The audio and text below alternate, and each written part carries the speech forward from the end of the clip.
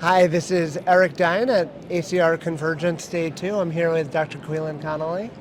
Hi, How are Dr. you doing? Dein. So Dr. Connolly is one of our experts from Johns Hopkins who has done a lot of research into the COVID vaccines and rheumatic patients. What have you learned about or wanted to share today? Yeah, so we have been involved in a national observational cohort study since January of 2021, evaluating safety, immunogenicity, and efficacy of the SARS-CoV-2 vaccines in patients with rheumatic diseases. Along the way, we've made a number of kind of discoveries that have also been corroborated by other groups. One of which was that patients on mycophenolate had very much an attenuated response to two-dose vaccination. That was a big cause of concern for us because a lot of our sickest patients, such as patients with lupus nephritis, interstitial lung disease, vasculitis, are often prescribed this medication. And we wanted to delve more into possible strategies to optimize the vaccine response in these patients so that we could optimize or help optimize protection from SARS-CoV-2 infection. We initially actually published a letter in Annals of Rheumatic Diseases showing that patients who withheld mycophenolate in the peri-vaccination period did have a better immune response after two-dose vaccination. And from that, we wanted to see, what is the optimal duration of response within the limitations of an observational cohort study. So in our cohort, we had 220 patients who were prescribed mycophenolate. A significant portion of them actually continued mycophenolate throughout the peri-vaccination period. However, there was about 40 or so patients who did hold therapy. About half of them held for less than 10 days, the other half held for greater than 10 days.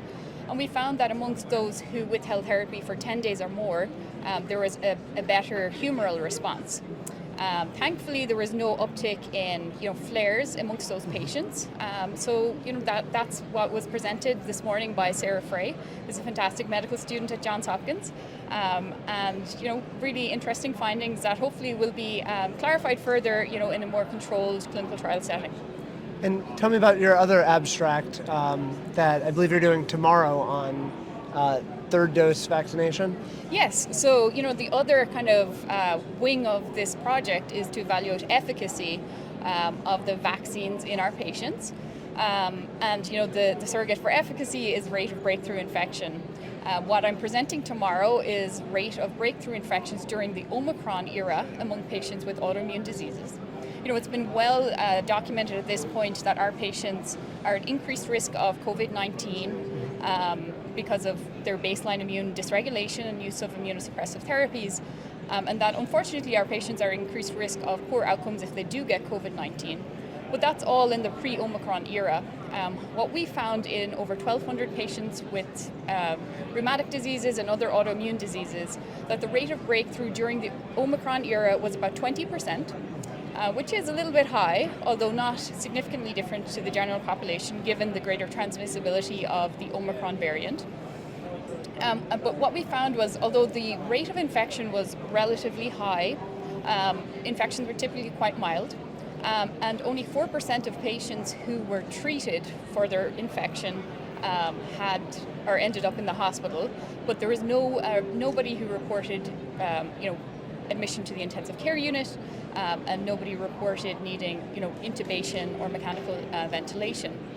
We also wanted to establish were there factors that were protective against breakthrough infection, and what we found was that amongst the population that we studied, that those who had received 3-dose vaccination had a much lower risk of breakthrough infection when compared to those who had received 2-dose vaccination.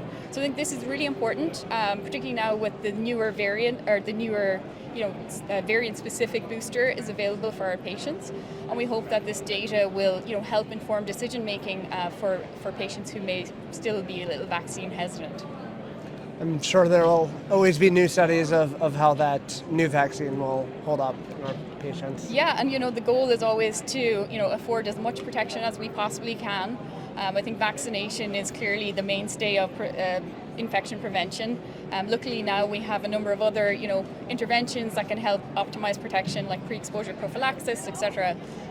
But it is, very reassuring that the additional dose does enhance protection in our patients. Definitely very useful information you could bring to the bedside and talk to your patients with. Yeah, and that's always the goal. And hopefully we can, enhance outcomes in some way. Yep. Well, thank you very much for your time. Enjoy the rest of the conference. Thank you very much. Check out more on Room Now.